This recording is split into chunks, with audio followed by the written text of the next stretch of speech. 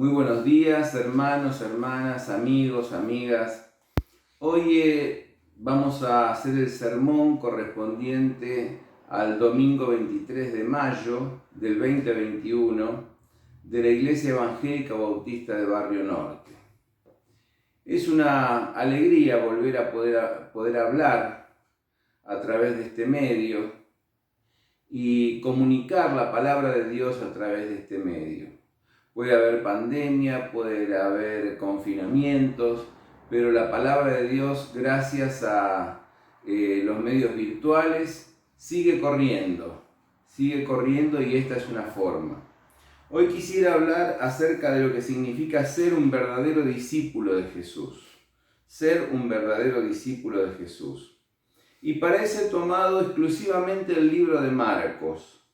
El Evangelio según San Marcos. Es el Evangelio más antiguo, es el primer Evangelio en haber sido escrito, alrededor del año 70 después de Cristo aproximadamente. Y encontramos allí un tema central que es el seguimiento de Jesús. Y encontramos desde el principio hasta el fin del libro la actuación, la actitud de los discípulos. Si tomamos el texto como una narración, como un texto narratológico, vamos a ver que son, aparte de Jesús como personaje central, son personajes centrales también los discípulos de Jesús, ese grupo íntimo que Jesús llamó. Pero notamos a lo largo del libro cambios muy importantes en la vida de los discípulos. Por ejemplo, la disposición primera de los discípulos ante el llamado de Jesús. Jesús llama a Pedro y a Andrés y estos dejan las redes e inmediatamente lo siguen. Pedro luego sigue y llama a otros dos hermanos, a Jacobo y a Juan, los cuales dejando una pequeña empresa pesquera de su padre, siguen a Jesús como una respuesta casi automática. Luego llama a Leví, Mateo, que estaba en el banco de los tributos porque era un publicano que cobraba impuestos a favor de Roma, y cuando Jesús le dice sígueme, Leví, Mateo, dejando el banco de los tributos, lo sigue.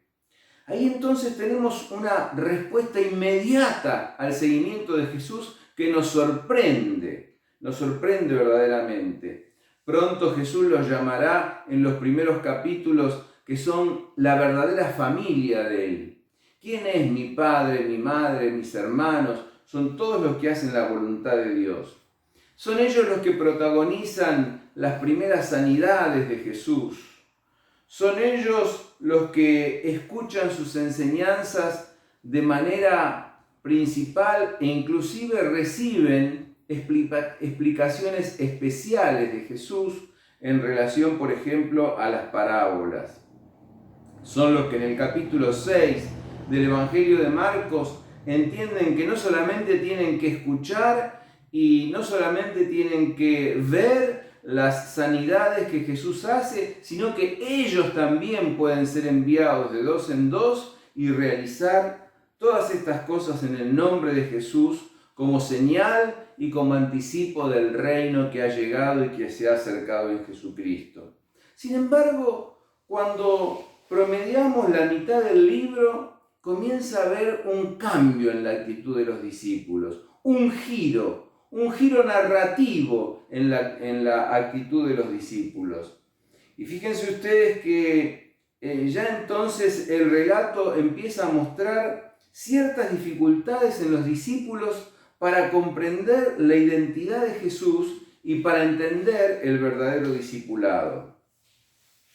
Ya estas dificultades se venían insinuando anteriormente, podríamos citar algunos versículos, pero creo que no es el caso, pero sí es el caso de ir a quizá una perícopa central en el Evangelio según San Marcos, que es la que va desde el 8:27 hasta el 10:52. Desde el 8:27 hasta el 8:38. Yo quisiera decir aquí que realmente esto que vamos a ver acerca de los discípulos y de cómo fue evolucionando, cambiando la figura de los discípulos, la actitud de los discípulos en el Evangelio de Marcos, nos deja profundas enseñanzas para nosotros. Por eso que es absolutamente importante seguir de cerca lo que Jesús nos enseña, porque obviamente va a servir para nuestra propia vida. Tiene enseñanzas directas para nuestra propia vida como seguidores de Jesús, como discípulos de Jesús. Dice el texto: salieron Jesús y sus discípulos por las aldeas de Cesarea de Filipo, y en el camino les preguntó a sus discípulos diciendo: ¿quién dice la gente que soy yo? Ellos respondieron: unos Juan el Bautista, otros Elías, otro uno de los profetas. Entonces Jesús les preguntó: ¿y ustedes? ¿Quién dicen que soy yo? Respondiendo Jesús les dijo: tú eres el Cristo. Él les mandó enérgicamente que no hablaran a nadie acerca de él. Bueno, la lectura puede seguir y va a seguir. Lo importante es que de aquí en adelante Jesús va a dedicar, por lo menos hasta el final del capítulo 10, inicio del capítulo 11 de Marcos, un tiempo muy especial para enseñar, para instruir a sus discípulos acerca de su propia identidad. Fíjense ustedes que aquí es como que cambia el escenario geográfico. Bueno, Jesús se ha ido moviendo por Galilea, por Nazaret, por Capernaum, ha ido a los desiertos, ha ido a las distintas aldeas, y ahora entonces ha salido inclusive a tierras de afuera, ¿no es cierto? Pero ahora entonces va bien hacia el norte, al pie del Hermón, a la famosa Cesarea de Filipo. Y comenzará a partir del capítulo 8, y aquí la geografía es importante, comenzará un camino directo de norte a sur que lo lleva directamente hacia Jerusalén. ¡Qué interesante! Un camino recto, directo, de norte a sur, que lo lleva de Cesarea de Filipo a Jerusalén mismo. O sea, lo lleva de Cesarea de Filipo hasta la cruz del Gólgota, más específicamente. Entonces, aquí Jesús va a empezar a hablarles claramente. La palabra es abiertamente, también se puede traducir parresía, la palabra griega, valientemente, con denuedo, de su pasión. Y hace 3 anuncios de su pasión Jesús, a partir de este primero que se encuentra en el capítulo 8, ¿no es cierto? Texto que vamos a leer. Ahora los discípulos allí empiezan a no comprenderlo.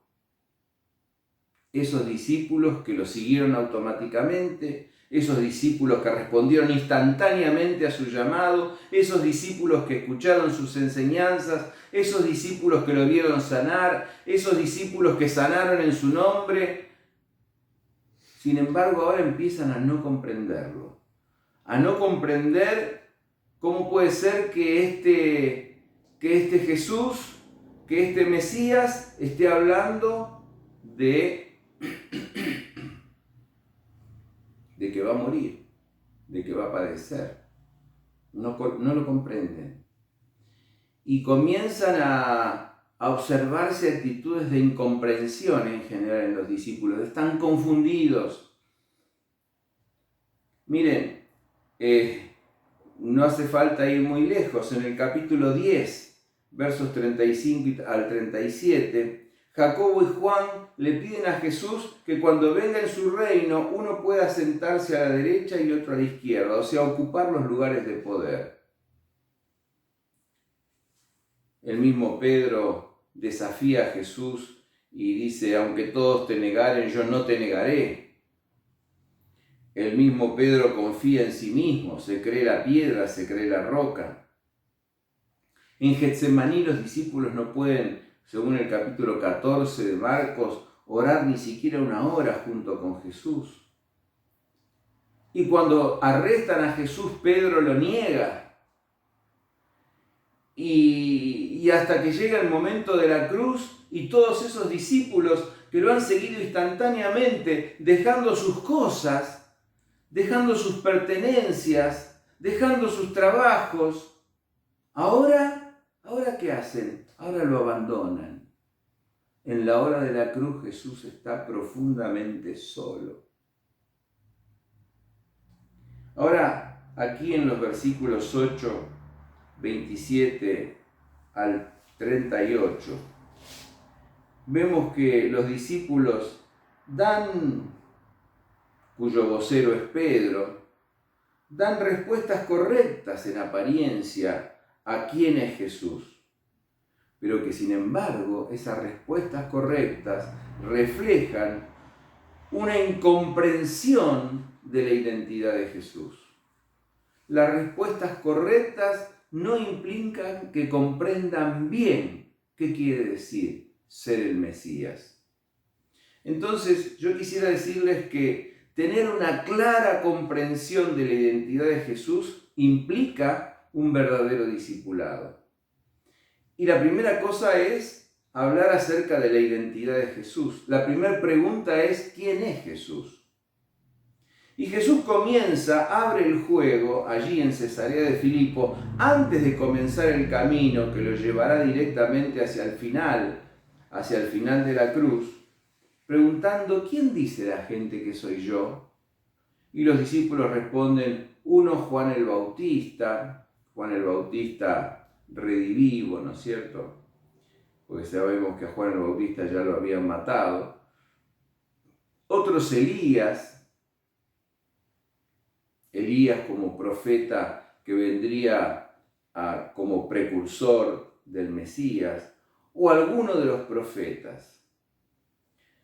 Mucho se decía acerca de la identidad de Jesús. Por ejemplo, en los primeros capítulos de Marcos encontramos allí que vienen de Jerusalén las autoridades y lo tratan de endemoniado, lo tratan de loco.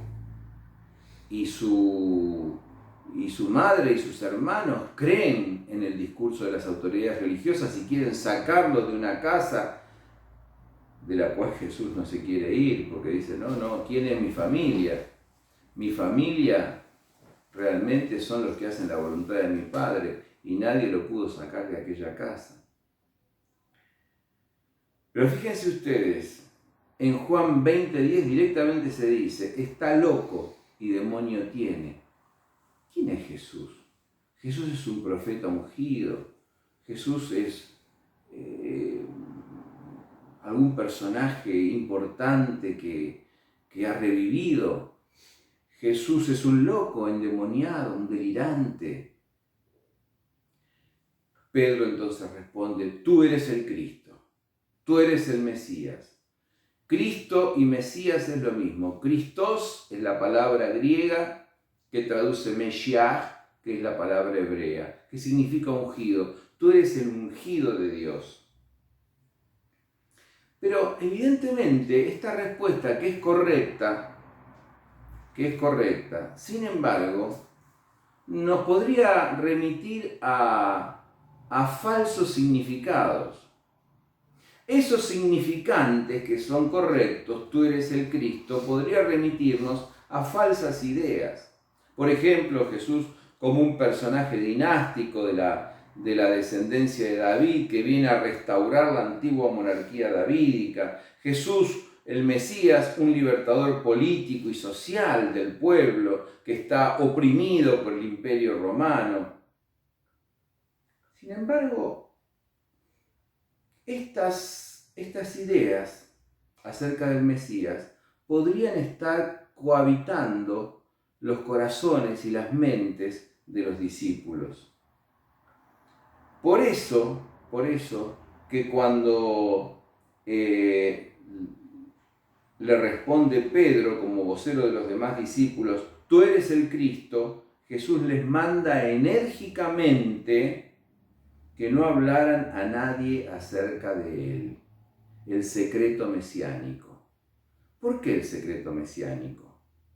Porque decir que él era el Mesías significaba que lo iban a perseguir para matarlo inmediatamente, porque Mesías era una expresión que se asociaba directamente con un libertador político, antirromano. Entonces el secreto mesiánico.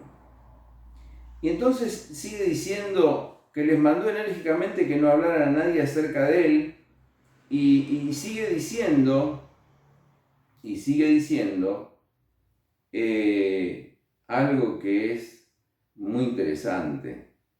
Luego comenzó a enseñarles que era necesario que el Hijo del Hombre, fíjense la expresión que utiliza, ya no utiliza la expresión Mesías, se llama a sí mismo indirectamente Hijo del Hombre, que el Hijo del Hombre padeciera mucho,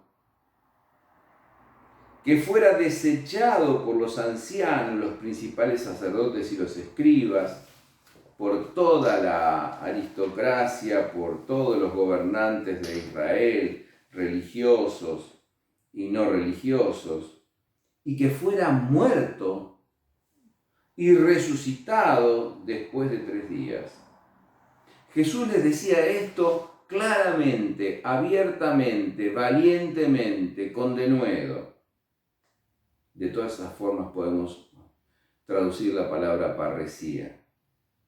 Entonces Pedro lo tomó aparte, y comenzó a reprenderlo. Pero ¿cómo vas a decir eso?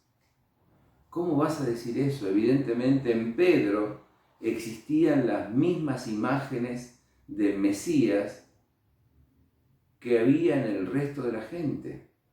El Mesías como libertador político, social. El Mesías como el que había de redimir a Israel del yugo y de la opresión de sus enemigos. El Mesías triunfalista, el Mesías poderoso. Nosotros a veces también sabemos dar respuestas correctas, pero que no comprendemos demasiado bien. A veces seguimos a Jesús por las cosas que se nos prometen, porque creemos en el triunfalismo de ser cristianos. Soy cristiano, bueno, la vida me va a sonreír, todo me va a ir bien. Yo en alguna oportunidad recuerdo haber estado en una mega iglesia en los Estados Unidos, en las cuales el pastor solía hacer una noche de cena para personas que nunca habían estado en el culto. Y les contaba todas las cosas que había allí. Había un club para recreación, deporte, de todos los deportes habidos y por haber, de sus hijos. Había reuniones para matrimonios. Tenían un parking que uno no lo podía visualizar de una sola mirada, tenía que ubicarse en 2 o 3 lugares distintos para poder darse una idea de la dimensión. Pero no les hablaba de Cristo. A veces vamos a Cristo con motivaciones incorrectas. A veces nos entusiasmamos con las cosas del Señor por motivaciones incorrectas. Damos respuestas correctas con motivaciones y con ideas incorrectas. Acá entonces Jesús les dice a ellos que es necesario que Él sea desechado, rechazado, que muera. Y no lo pueden entender. Se trata de un Mesías, pero de un Mesías sufriente, de un Mesías paradójico, de ese Mesías que, como dice Isaías 53, como cordero fue llevado al matadero y como oveja tras sus trasquiladores, enmudeció y no abrió su boca. De aquel Mesías del cual dice Isaías 53, y por sus llagas fuimos nosotros curados. A veces enarbolamos la bandera de una teología de la gloria sin que pase por la teología de la cruz, sin que pase por la teología de la humillación. Ahora, ¿quién es Jesús? ¿Jesús es el Mesías? Sí, está bien. Aunque aquí se hace llamar o se llama el mismo Hijo del Hombre. El Hijo del Hombre tiene una connotación diferente a Mesías. Mientras que Mesías tiene que ver con lo local, con la esperanza de Israel, con aquel que va a liberar a Israel. Hijo del Hombre, tomado de la Apocalíptica, del capítulo 7 de Daniel, es un ser trascendente que viene en las nubes y que establece un reino universal, ya no particular, sino universal. La Apocalíptica no obedece a la tradición profética ni a la dinastía davídica, sino es un ser trascendente que viene a instaurar un reino universal. Ahora, ¿quién es el verdadero discípulo? Si acá estamos viendo que el Mesías es un Mesías sufriente, paradójico, un Mesías que va a llegar a la cruz, ¿quién es el verdadero discípulo? Bueno, sigue diciéndonos el relato que después de que Jesús le dijo todo esto, Pedro lo tomó aparte y comenzó a reprenderlo. Pedro comienza a reprender a Jesús. Pero él se dio vuelta y mirando a sus discípulos reprendió a Pedro diciéndole: «Quítate de delante de mí», o mejor traducido, «Vuélvete atrás mío, Satanás, porque no piensas en las cosas de Dios, sino en las de los hombres». Vuélvete atrás mío, Satanás, porque no piensas en las cosas de Dios, sino en las de los hombres. Hermanos, un verdadero discípulo no es el que trata de reprender a su maestro. Nosotros a veces le queremos enseñar a Dios, le queremos enseñar a nuestros pastores, le queremos enseñar a las personas que Dios ha puesto para que nos guíen, le queremos enseñar al mismo Jesús, le queremos enseñar a la misma palabra de Dios. No. El discípulo es el que está atrás. Vuélvete atrás mío, Satanás, porque no piensas las cosas de Dios, sino las de los hombres. A Pedro, que hacía un instante le había dicho que él era el Mesías, ahora Jesús, cuando Pedro quiere reprenderlo y disuadirlo a que no siga el camino de la muerte, le dice: vuélvete detrás mío, Satanás. Satanás quiere decir adversario, el que se opone a los planes de Dios. Nosotros a veces entorpecemos con nuestros propios pensamientos humanos la obra de Dios. El discípulo verdadero es aquel que lo sigue de atrás, que recorre el camino de Jesús, ese que va de Cesarea de Filipo a Jerusalén, detrás del maestro, no queriéndose poner delante del maestro. El verdadero discípulo es el que deja que Jesús vaya delante y el que sigue las pisadas de Jesús. Seguir a Jesús sintetiza dos cosas muy importantes: la fe y el arrepentimiento. Porque si vos y yo seguimos a Jesús, quiere decir que hemos puesto la fe en Jesús. No en nuestros planes, no en nuestros propósitos, sino en sus planes y en sus propósitos. Si nosotros seguimos a Jesús, quiere decir que tenemos fe en Jesús. porque lo seguimos. Y si nosotros seguimos a Jesús, quiere decir que nos arrepentimos de lo que dejamos atrás para ir hacia adelante siguiendo a Jesús. Se trata de un camino, Jodós. Se trata de un camino en el cual hay que seguir a Jesús. El discipulado es un camino. El que fuere fiel hasta el fin, yo le daré la corona de la vida que Dios ha prometido a los que le aman. Ser un verdadero discípulo es pensar las cosas de Dios y no las cosas de los hombres. Vuelve detrás mío, Satanás, adversario de los planes de Dios, porque no piensas las cosas de Dios, sino en las cosas de los hombres. ¿Qué son las cosas de los hombres? La seguridad, el estatus, la lucha por el poder, como Jacobo y Juan. Yo quiero sentarme a la derecha y uno de nosotros a la izquierda. O sea, queremos tener más poder que los demás. La lucha por la seguridad, por salvar el pellejo, por tener más poder, por el estatus. Estos son los pensamientos de los hombres. Los pensamientos de Jesús son los pensamientos de Dios. El camino de Jesús encarna los pensamientos de Dios. Y los pensamientos de Dios son renunciar a disponer de nuestra propia vida.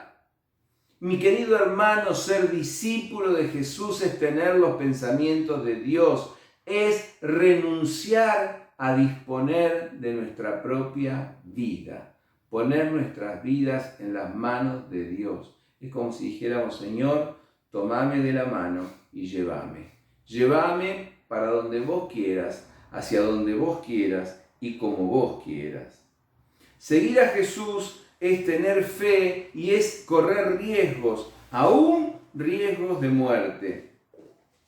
Seguir a Jesús y ser un verdadero discípulo es tener los pensamientos de Dios. Y luego entonces dice el texto que llamó a toda la gente, ya se dejó de hablar con los discípulos, y llamó a toda la gente, y juntamente con sus discípulos les dijo, si alguno quiere venir detrás mío, si alguno quiere venir detrás de mí, esta es la mejor traducción del griego, niéguese a sí mismo, tome su cruz y sígame. Porque el que quiera salvar su vida la perderá, y el que pierda su vida por causa de mí y del Evangelio la salvará. Pues ¿de qué le sirve al hombre ganar el mundo entero y perder su vida?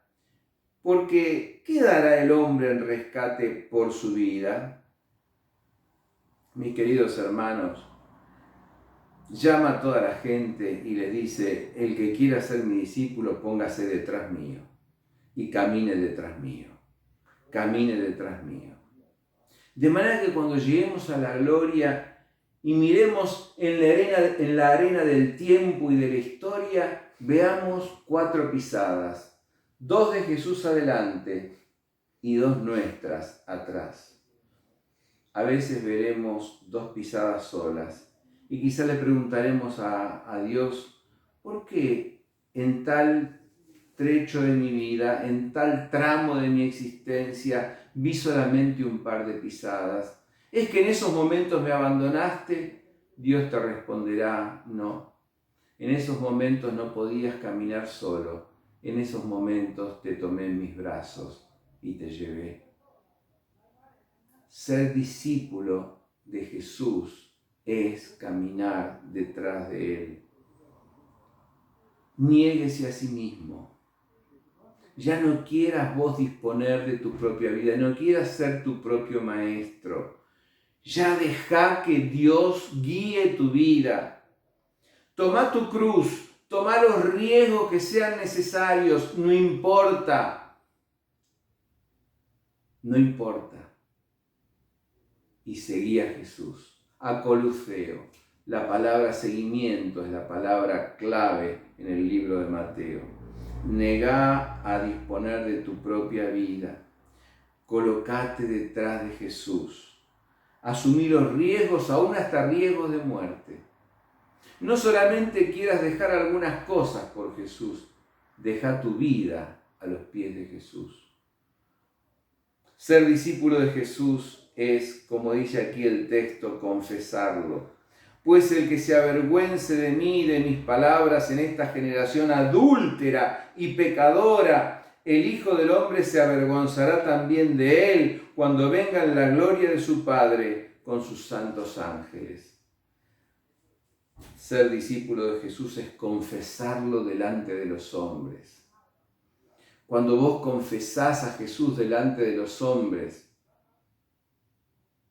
adquirís un respeto especial. Ya inclusive esto te va a librar de hacer cosas que no corresponden. Cuando otros saben que vos sos un seguidor de Jesús, verán raro que hagas cosas que no condicen con la ética cristiana. Cuando vos puedas definir que tu identidad de discípulo es precisamente la identidad de Jesús, el siervo sufriente de Dios, bueno, gloria al Señor. Los demás te respetarán de una manera distinta. El que se avergüence de confesarme delante de los hombres, yo me avergonzaré de confesarlo delante de mi Padre que está en los cielos. Ser discípulo no es simplemente ser un aprendiz. Antiguamente los discípulos eran aprendices que se sentaban a los pies del maestro y sencillamente a los pies del maestro aprendían cosas, adquirían saberes. Bueno, aquí no se trata de ir a la escuela dominical, de escuchar sermones, de adquirir saberes. No, ser discípulo es mucho más. Es un camino a recorrer, es un servicio a realizar, es un seguimiento a Jesús en cada área de tu vida, es levantarte cada mañana y decir, Señor, ¿qué quieres que haga? ¿Por dónde te sigo? ¿Dónde estás obrando? Ser discípulo es seguir a Jesús. Ahora, los discípulos no terminaron de entender quién era realmente Jesús, qué era el siervo sufriente, por qué era necesario que Él padeciera hasta la muerte y muerte de cruz. No lo terminaron de entender y lo abandonaron a la hora de la cruz. Lo abandonaron a la hora de la cruz. Vemos que en el libro de Marcos hay un fracaso de los discípulos. Los discípulos terminan su vida fracasando, lamentablemente. Esos que en un principio inmediatamente dijeron sí y empezaron a seguirlo. Esos, a la hora de la muerte y cuando fueron confrontados con la posibilidad de la muerte, esos lo abandonaron. Cobardemente lo abandonaron. Sin embargo, el Evangelio de Marcos termina con un final abierto. Jesús resucita. Jesús resucita.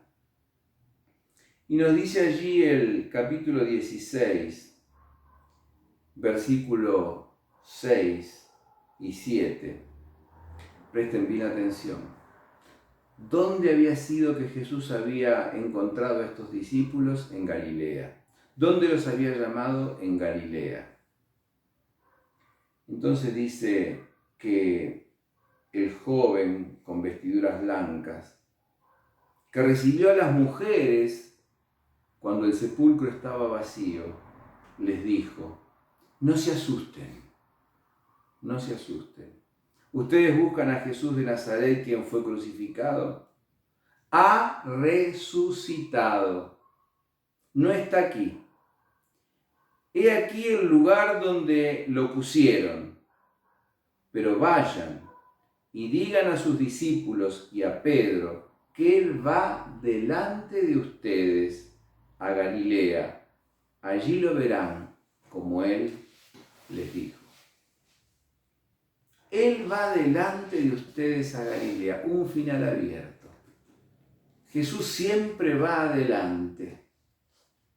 Y aunque el discípulo fracase, Y aunque vos te hayas alejado del Señor, y aunque vos lo hayas negado, y aunque vos hayas tenido miedo en algún momento, y aunque no lo hayas podido confesar, bueno, el resucitado te espera en Galilea. El resucitado te espera en el lugar donde te llamó.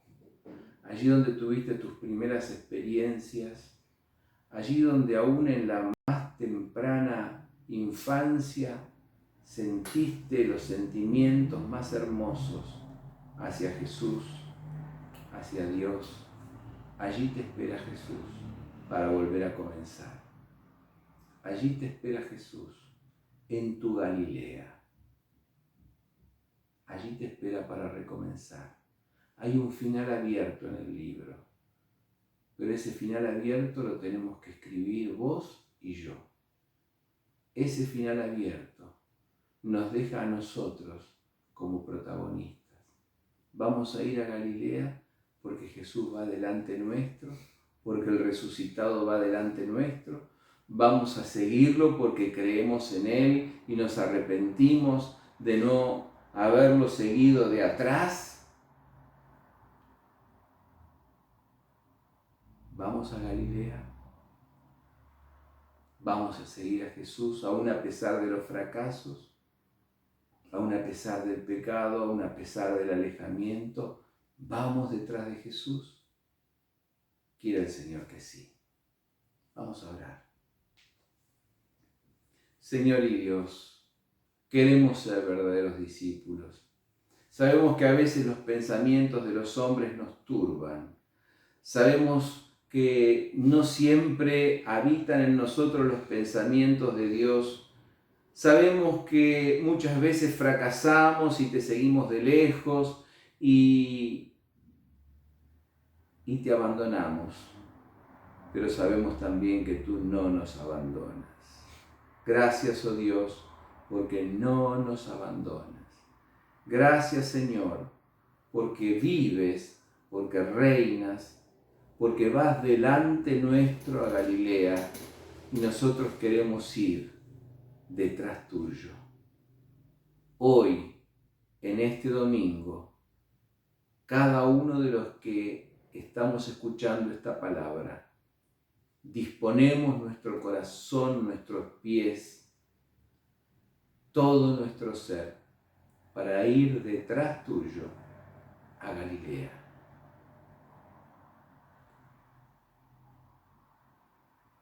Pedimos que nos aceptes, pedimos que nos recibas, pedimos ser esos discípulos transformados, tal como nos cuenta el libro de Hechos de los Apóstoles, por el poder del Espíritu Santo, que no escatimaban en hablar de Jesús a pesar de cárceles, amenazas y aún muerte. Haznos verdaderos discípulos tuyos, en el nombre de Jesús. Amén.